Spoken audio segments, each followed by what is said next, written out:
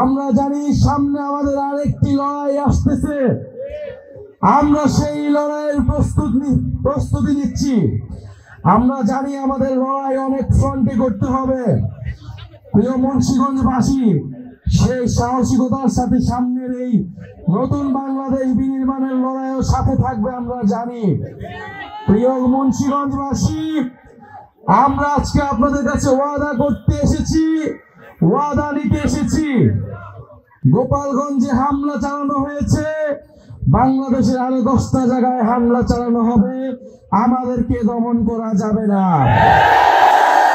সংগ্রামী মুন্সিগঞ্জবাসী, মুজিববাদের বিরুদ্ধে যে লড়াই, যে যুদ্ধ আমরা ঘোষণা করেছি গণ অভ্যুত্থানের মধ্য দিয়ে, ফ্যাসিবাদী ব্যবস্থা বিলোপের যে লড়াই আমরা শুরু করেছি, এই লড়াই সমাপ্ত না করে আমরা শেষ থামবো না।